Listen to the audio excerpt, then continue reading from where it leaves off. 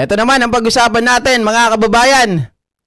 Isang napakagaling na senador, mga kababayan. Mga ka-GP natin, Senador Robin Padilla, mga kababayan, ang angas magtanong.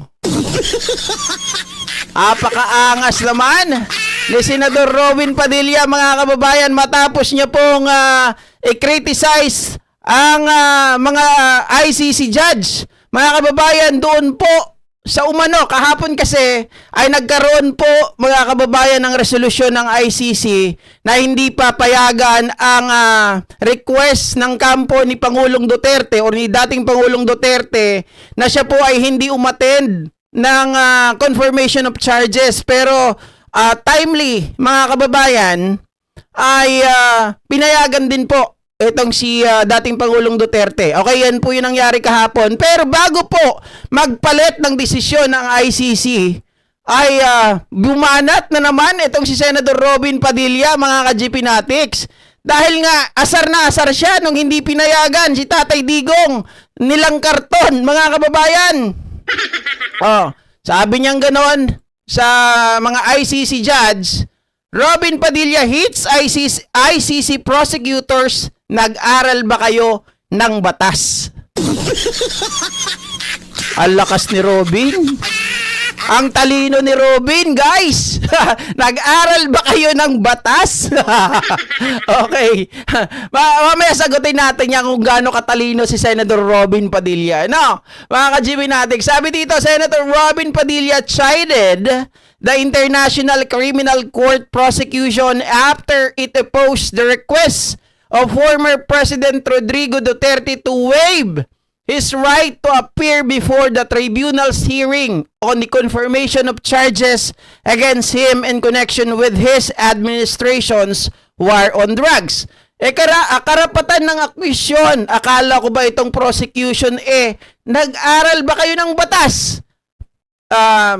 A staunch Duterte ally said in online interview on Friday when he asked to comment on the issue. That's the right of the accused. I thought the prosecution, do you study law? Mga kababayan. Si Robin Padilla kung makapagtanong kaya magiging ano ba 'yon, magiging international criminal court, mga kababayan, or ICC justices ba yung mga yan, di ba? Kung ito po ay hindi nakapag-aral ng batas, of course, mga ka-GPnatics, karapatan ng accused kung ayaw niyong humarap, lalong-lalo na matanda na siya. Karapatan niya yon. Human rights, lahat ng klase ng law, pwede niyang gamitin para hindi siya lumabas dyan. That's the right of the accused.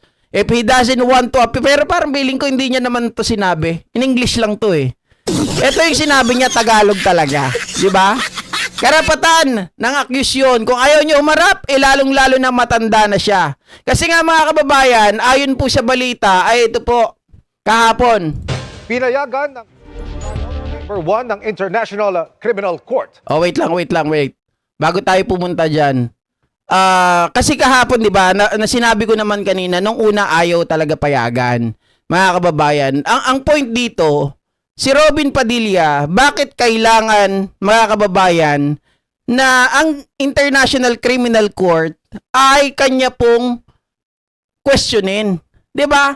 Pagdating po dito sa ganitong bagay, mga ka-GPnatics, kailangan po yung legal, 'di ba? Yung legal counsel ni Pangulong Duterte ang mag-request, mga kababayan. Kung hindi pinayagan nung una, dahil hindi pa naman po siguro nagre-request ang kanilang counsel na hindi maka-attend or hindi umattend si dating Pangulong Duterte, mga kababayan. Pero tama si Robin, right nila yon, di ba? Right nila yon, mga kababayan. Kasi hindi ata naiintindihan ni Robin Padilla na pumayag po ang ICC, sige, huwag kang humarap sa confirmation of charges. Pero kapag ang trial ay nagsimula na, okay? So, magkaiba yun ang confirmation of charges ay pagbabasa lamang, mga kababayan, ng mga charges laban kay dating Pangulong Rodrigo Duterte at dun sa kanyang mga cohorts. Pero ibang usapin kapag nagda-trial na. Kasi syempre, confirmation of charges. Ibig sabihin yan, may probable cause. Mga kababayan, meron po silang nakikita na probability na talagang si Digong Duterte ay gumawa po ng karumal-dumal na krimen against humanity. Okay? Tapos, itatrial. Mga kababayan, sa trial, ang mangyayari doon, hindi pwedeng hindi humarap si Digong Duterte. Yun ang hindi naiintindihan ni Robin Padilla. Dak-dak ng dak-dak. Hindi muna pinakinggan, mga kababayan, na maigi yung report ng ICC. Nagagalit ka agad? Hindi ba kayo nakapag-aral ng batas? Nuknukan ka ng ewan. Pinayagan number 1 ng International Criminal Court ang hiling ni dating Pangulong Rodrigo Duterte na hindi ayan. dumalo sa confirmation of charges hearing ng kinakaharap niyang kaso. Pero paglilinaw ng ICC, kung tutuloy sa paglilitis, hindi nito pinapayagan ang pagsasagawa ng trial nang wala ang akusado. Ibang usapin na yan, di ba mga kababayan? Ibang usapin na yan na talagang hindi pwede siyang hindi haharap. Mga ka-GPnatics, hindi na nila pwede sabihin or i-cite. Teka lang, matanda na ako. Ha? I'm tired. I'm old and I'm frail. Hindi na nila pwedeng sabihin yon. Mga ka-GPnatics, after po ng confirmation of charges, ito talaga si Senator Robin Padilla, ang talino mo. Di ba, bilib ako sa'yo. Nakahiram ng talino sa marijuana, sabi ni Gerardo Ramirez. Shoutout sa inyo dyan, Rani Sierra sa Nueva Vizcaya. Kasi adugado yan, sir. Adugado? Dog? Dog. Okay, nagets ko. Yes, tama. No appearance si Digonio. No appearance. No appearance si Digonio sa confirmation of charges. Kasi winave niya yung kanyang karapatan, mga kababayan. Pero mamaya natin pag-usapan yan. Dito muna tayo focus kay Senator Robin Padilla. Diba? Kasi mga ka-GPnatics, ang hindi naiintindihan ni Senator Robin Padilla ay ito po. Okay? Ito ang hindi niya ang hindi niya naiintindihan. Sabi kasi dito ng ICC, ang tanong, kung may karapatan ba si Digong Duterte na tumanggi sa pagharap sa confirmation of charges. So mga ka-GPnatics, yung bagay na yan ay nakadepende pa rin sa International Criminal Court, okay? Kung pagbibigyan yung kanyang kahilingan.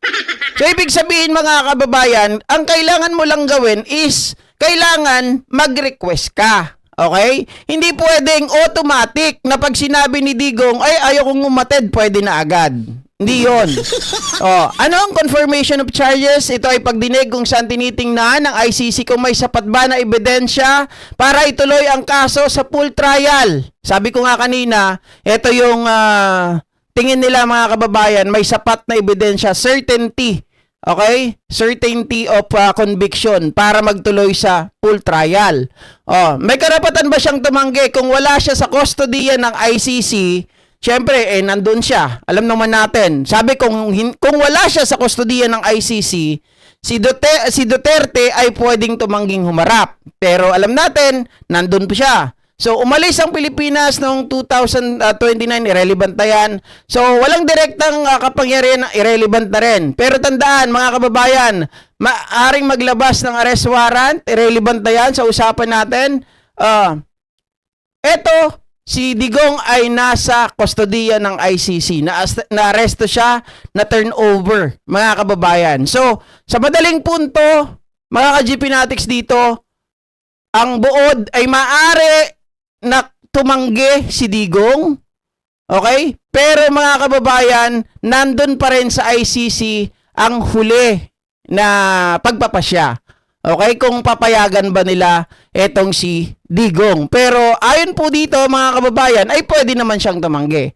Okay, kung talagang gusto niya, papayagan ng ICC, ayun na nga po, pinayagan naman siya. Okay, itong si Senator Robin Padilla, masyado lang talagang mainit. Hindi muna inantay, mga kababayan, yung final resolution ng ICC kung pa-atinin ba si Digong Duterte doon sa confirmation of charges.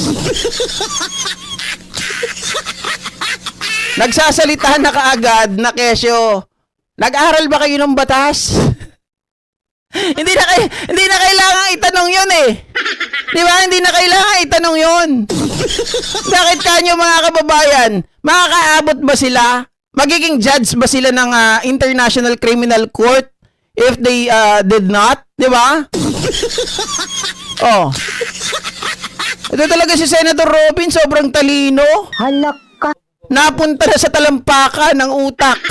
Nasobrahan. Saan? Sa marijuana. Sabi kanina nasobrahan daw, di ba? Oh. Ang galing mo magngangaw, Robin. Nakala mo naman may alam ka sa batas. Visit ka talaga. Nuknukan ka ng kabubuhan. Ano pa nga ba? Pero mo, international na yon. International law ang usapan. Eh, dito nga lang, local na usapan. Doon lang sa paggawa ng committee report, mga ka-GPNatics ng Blue Ribbon eh. Di ba? Sumasaw-saw siya. Hindi po ako pipirma. Kahit anong mangyari, susundin ko po ang aming Senate Minority Floor Leader. Kasi gusto ko po na magkaisa po kami, maging solid ang minority. Sabi tuloy ni Shelo Magno, hello sir, hindi ka po talaga pipirma kasi hindi ka member ng Blue Ribbon. Patay! Mga kababayan, tapos sabi niya kay Shelo Magno, ganito po kasi yan. Kasi nawawala po si Senator Bato, pwede po siyang palitan. Wala, assuming. Bakit sinabi na ba ni Alan Peter Cayetano na ikaw nga ipapalit? Siyempre magpapaalam pa dapat siya kay Ping Lacson. 'Di ba? Oh. Siya ang walang alam sa batas, sabi ni Ma'am Jenny Ramos. Lumabas na sa katawang lupa ni Robin ang utak niya kaya nga Bubayla. Bubayla is bobo. Siya ba nag-aral ng batas? Bobo talaga. Actually, mga kababayan, palagay ko meron naman a little background. Bakit kanyo? Kasi si Robin Padilla, ano naman siya, ang pinag-aralan niya is criminology. So therefore, may a little bit background sa batas. Kaya lang, ang tanong dito, mga kababayan, yun ba ay nanatili sa kanyang kaisipan o naglaho na lang dahil, mga kababayan, nasobrahan? Di ba? Alam niyo na ibig sabihin nun. Oh. Di ba? Alam niyo na ibig sabihin nun. Baka nasobrahan. Naluto ng utak. Ano kaya ang pinag-usapan ni PBBM at Robredo GP? Hindi pa po sila nagkikita. Ngayon pa lang pala, mga kababayan. Spare tire flat naman. Walang laman. Basta DDS may saltek, puro malayo sa katotohanan ang pinagsasabi, sabi ni MBTV. Ano pa nga ba, mga kababayan? Okay, so iwanan na natin si Senator Robin Padilla na talagang obob. Sundan natin mga kababayan ang usapin kanina na kung saan po mukhang mga kababayan bumenta po ang drama